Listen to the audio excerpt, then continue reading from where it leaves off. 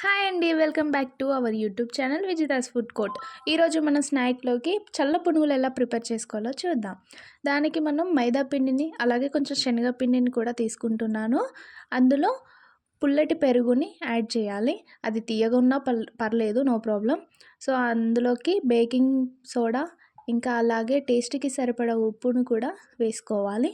అలాగే కొంచెం జీలకర్ర కూడా వేసుకుంటున్నాను.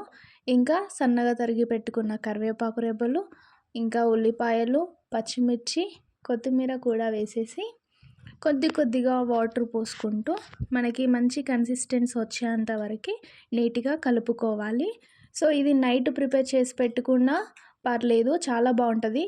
పిండి అనేది ఎంత పులిస్తే పునుగులు అంత చాలా బాగా వస్తాయి.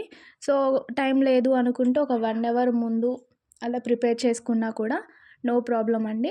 సో ఇది బ్యాటర్ని పక్కకు పెట్టేసుకొని అందులోకి చట్నీ ఎలా ప్రిపేర్ చేసుకోవాలో చూద్దాం. సో చట్నీలోకి ప్యాన్ తీసుకొని ఆయిల్ పోసేసి పెద్దగా తరిమి పెట్టుకున్న టమాటో ముక్కలు అలాగే ఉల్లిపాయలు కూడా వేసుకోవాలి.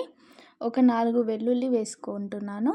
ప్రతి దాంట్లో వెల్లుల్లి అని అనుకోకండి, అది యాంటీబయాటిక్, చాలా మంచిది హెల్త్కి. అలాగే ఎండుమిర్చి ఒక 4 వేసుకొని నూనెలో కొద్దిసేపు వేగనివ్వాలి. మూత పెట్టేసుకొని దాన్ని ఉడికించుకోవాలి. ఒక 5 మినిట్స్ అలా అయ్యాక అందులో పసుపు అలాగే టేస్ట్కి సరిపడా ఉప్పు కూడా వేసేసి బాగా కలుపుకోవాలి. టమాటో ముక్కల్ని బాగా ఉడకనివ్వాలి. అది పక్కన పెట్టేసుకొని అది చల్లగైన తర్వాత మిక్సీ జారీలోకి ఈ మొత్తాన్ని కూడా అందులో వేసేసి మెత్తగా గ్రైండ్ చేసి పక్కన పెట్టేసుకోవాలి. ఇందులో పోపు కోసమని ఒక ప్యాన్లో ఆయిల్ పోసేసి అలాగే ఒక 2 ఎండుమిర్చి కట్ చేసినవి వేసుకొని కొంచెం జీలకర్ర ఇంకా అలాగే ఆవాలు కూడా వేసుకుంటున్నాను. ఇంకొక 2 రెబ్బలు వెల్లుల్లి పేస్ట్ వేసి అది కూడా వేసుకుంటున్నాను. కరివేపాకు రెబ్బలు ఒక 2, కొంచెం చిటికెడంత పసుపు వేసేసుకొని ఈ పోపుని గ్రైండ్ చేసి పెట్టుకున్న టమాటో పేస్ట్లో వేసేసి చాలా బాగా ఉడకనివ్వాలి. తర్వాత ఒక కడాయిలో నూనె వేడయ్యాక మనం ముందుగా ప్రిపేర్ చేసి పెట్టుకున్న పునుగుల పిండిని అందులో ఒక్కొక్కటిగా చిన్న చిన్న రౌండ్గా వచ్చే బాల్స్ లాగా వేసేసుకొని మంచిగా ఫ్రై చేసుకోవాలి. సో అవి రౌండ్గా ఉంటాయి కాబట్టి ఫ్రై చేయడానికి ఏమి ఇబ్బంది పడాల్సిన అవసరం లేదు.